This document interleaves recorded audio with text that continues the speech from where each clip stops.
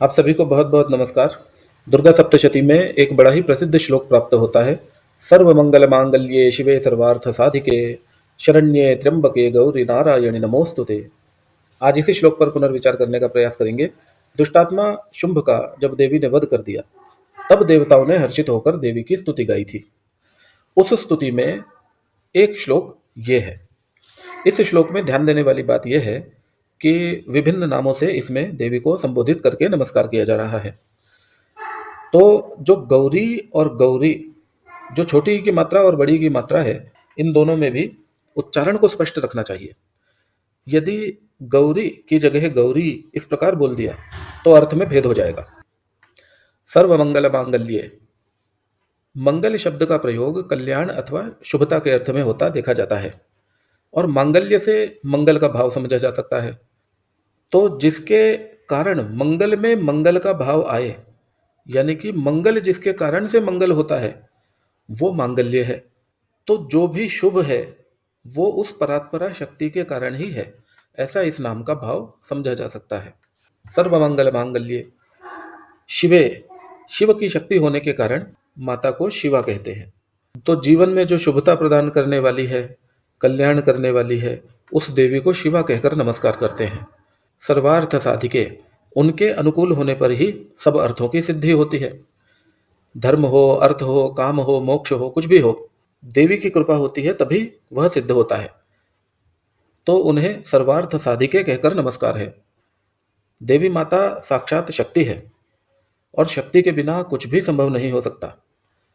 अतः कोई पुरुषार्थ हो अथवा जीवन में आने वाला कोई मंगल हो, सब देवी की कृपा से ही सिद्ध होता है। शरण्ये, वह देवी रक्षा करने वाली है, शरण देने वाली है, इसलिए उनको शरण्य कहकर नमस्कार करते हैं। त्र्यंबके गौरी, तीन नेत्र वाली वो देवी शुद्ध निर्मल परब्रह्म परमात्मा भगवान शिव की प्रिया है। भगवान शिव को गौर कहते हैं क्योंकि वह निर्मल है, परब्रह्म है, शुद्ध है, परमात्मा है, तो उनको गौर कहते हैं। उन गौर की जो शक्ति है वह गौरी है, अतः उन्हें त्र्यंबके गौरी कहकर नमस्कार है। नारायणी, नारायणी नाम का प्रयोग आपने देखा होगा, गंगा जी के लिए भी होता है, माता महालक्ष्मी के लिए भी होता है और दुर्गा जी के लिए भी होता है। नारायणी से मोक्ष देने वाली देवी, या पापों को दूर करने वाली देवी, या जिनके स्मरण करने से पाप दूर भागते हो, पापों का गमन हो जाता हो, ऐसी देवी को नारायणी कहते हैं। भगवान नारायण के नाम से भी यही अर्थ समझा जाता है। तो हम ऐसा भी कह सकते हैं कि भगवान नारायण जिस शक्ति से ऐसा करने में समर्थ हो पाते हैं, वो माता नारायणी है। गौरी और नारायणी यहाँ एक साथ कहा गया और प्रसंग दैत्यराज के वध का है। तो ऐसा भी कह सकते हैं कि भगवान विष्णु और शंकर की शक्ति के रूप में, अर्थात पालनकर्ता और संहारकर्ता, इनकी शक्ति के रूप में उन्हें नमस्कार किया है।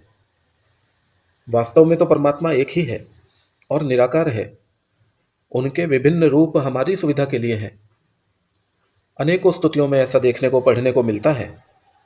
अतः जहाँ तक हो सके भेद बुद्धि से परमात्मा दूर ही रखे और उसके सभी रूपों में एक जैसी श्रद्धा और विश्वास रहे, इस प्रार्थना के साथ और देवी अंबिका को नमस्कार करने के साथ यही विराम लेते हैं।